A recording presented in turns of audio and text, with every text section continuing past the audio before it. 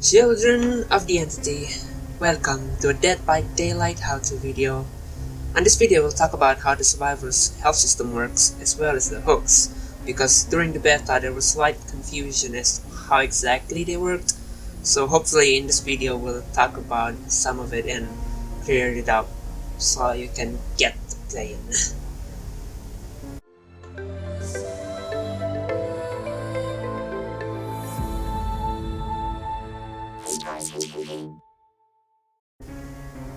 First off, let's talk about the health system. The health system is fairly simple and has a very survival horror way to them.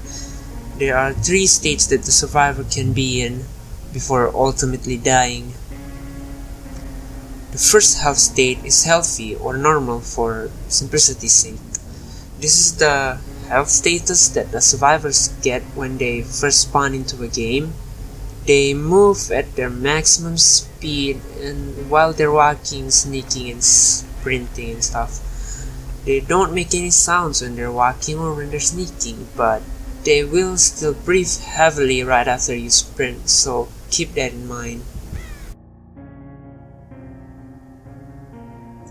Second health state is injured. Survivors get injured whenever they are hit by the killer's melee attacks after they escape bear traps, wiggled off the killer, or successfully get off the hooks. When injured, the survivors make noises like groans and moans, making them easier to hear. They also walk and sprint with a limp, making the survivors easier to spot from a distance by the killer. It also means it's gonna be harder for the survivors to shake them off. You will not die no matter how many times you get put into the injured state, as long as you keep getting healed afterwards. Survivors can be brought back into a healthy state by getting healed by an ally, or allies if more than one survivor can heal them at the same time, giving them a speedy recovery. If they have a health kit available, then they can heal themselves without need for another survivor to patch them up. You don't need health kits to heal your injured allies. You can use the action key to heal them instead of using the health kit, since they pretty much heal at the same rate. Third state is crawl, or incapacitated. Survivors hit the ground when they are badly hurt. They move slowly and slowly deplete their health when in the crawl state.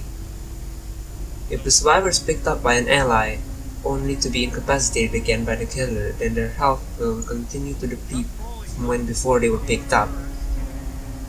Survivors go into a crawl state when they are hit by the first 3 killers with their melee attacks if you are already injured. Successfully hit by the hillbilly's chainsaw attack, where the killer drops you after he's carried you or dragged you. A survivor cannot get up by themselves. They need another survivor to get them up. The downed survivor, however, can speed up the pickup by filling up the recovery bar up to 95%, so that by the time the others get to them, they'll just need a tap in the back to get them up. If a survivor isn't picked up by the time the health meter runs out, then they will die off, bleeding to death. A helpful tip: a survivor can still crawl out and escape via the hatch or the exit gate, provided they are already open. No, there's another state, but I wouldn't actually call it as such, but it's kind of more of a position, I don't know.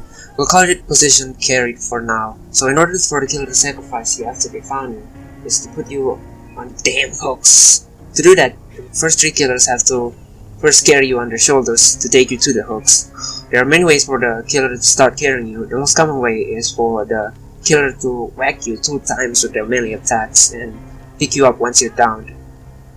The other method is by interrupting actions such as catching a survivor while mid-vaulting through a window or a crate while they're hiding in a closet, looking for items in your treasure chest, aka your bait box, repairing generators, and while a survivor is caught in a bear trap for the trapper, just to name a few.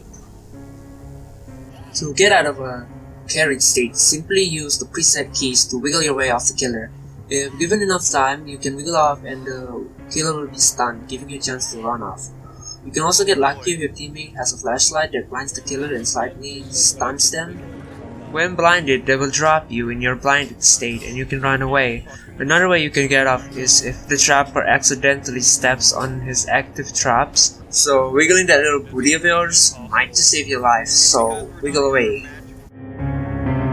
That's all the basics that you need to know about the health system to get into the game. Thank you for watching. Leave a thumbs up if you found the video helpful. Next, we'll talk about the Meathooks and how they work and their various stages. So subscribe to the channel to get future updates on that. Thank you for watching.